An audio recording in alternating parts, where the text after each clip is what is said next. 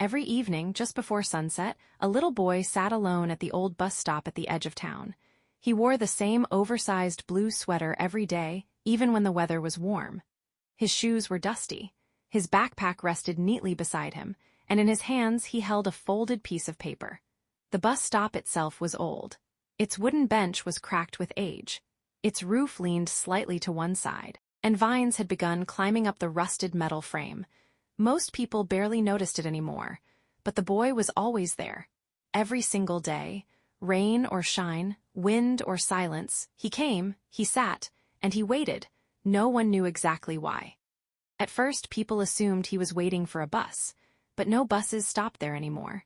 That route had been shut down years ago. Still, the boy came. The shopkeeper across the road noticed him first, then the woman who sold fruit under the yellow umbrella, then the old mechanic with oil-stained hands from the garage nearby. Day after day, they watched him sit there quietly, staring down the empty road. Sometimes he swung his legs gently from the bench. Sometimes he watched the birds. Sometimes he unfolded the paper in his hands, read it, and folded it again. But mostly he just waited. Weeks passed. Then months. People became curious. One evening, as the sky turned orange and the streetlights flickered awake, the fruit seller crossed the road and sat beside him. She offered him a mango. He accepted it with both hands and smiled politely. Then she asked the question everyone had been wondering. "Who are you waiting for?" The boy looked down the road before answering. "My mother." The woman's face softened. "When is she coming?" He shrugged. "She said she'd come back for me here." The woman said nothing. The little boy continued staring at the road. Then quietly, almost like a whisper carried by the wind, he added, "She told me to wait at this bus stop and she would return before sunset." The fruit seller felt her throat tight. "How long ago was that?" The boy thought carefully, then answered, "Last year." The woman didn't know what to say. The next day, word spread through the town. Everyone began talking about the boy at the bus stop. Some pitied him. Some were heartbroken. Some assumed his mother had abandoned him. Others said perhaps something terrible had happened to her, but no one knew, and no one could bring themselves to tell the boy to stop waiting. Because every evening he arrived with hope in his eyes, and hope especially in a child is difficult to interrupt.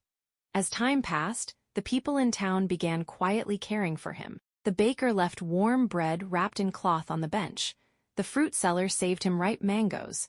The mechanic fixed the strap on his backpack when it tore, and the shopkeeper kept a bottle of water waiting for him every evening. But the boy never stayed after dark. As soon as the sun disappeared below the horizon, he stood.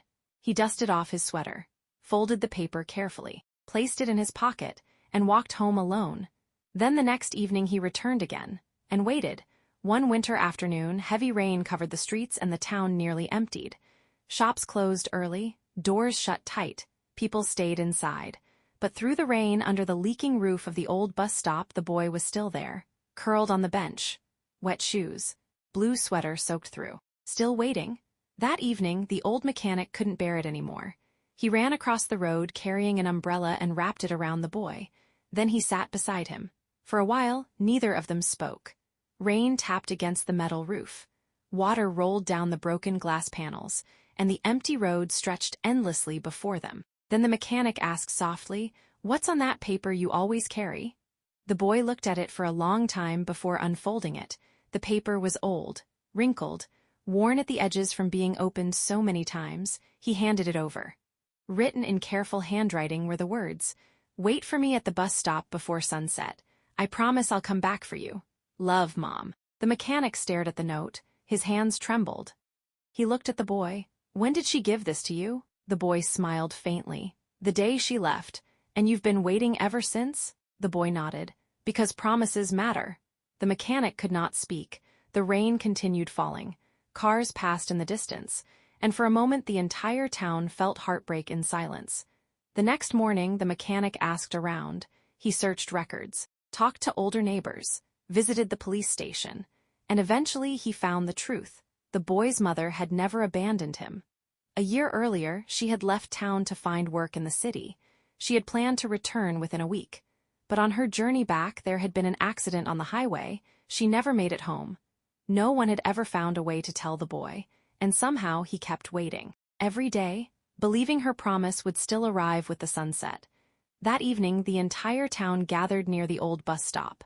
The fruit seller, the baker, the mechanic, the shopkeeper, neighbors, children, strangers, everyone. The boy arrived as usual, blue sweater. Backpack folded, note in hand. He stopped when he saw the crowd. The mechanic knelt in front of him, and with tears in his eyes he told him the truth. Gently, slowly, kindly, no one spoke, no one moved, even the wind felt still.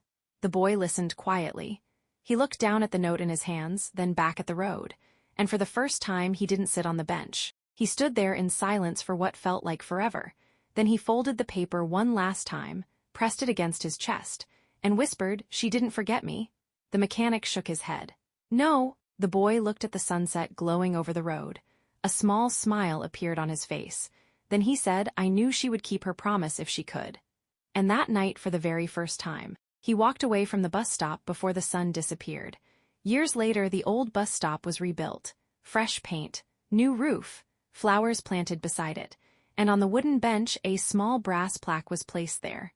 It read, "For the boy who taught a town that hope can survive even the longest wait and that love keeps every promise it can." Some evenings, people still stop there as the sun goes down. And if the light hits just right, the bench glows gold beneath the sky. As if the memory of a little boy in a blue sweater is still sitting there waiting, believing, and reminding the world that some promises live longer than time itself.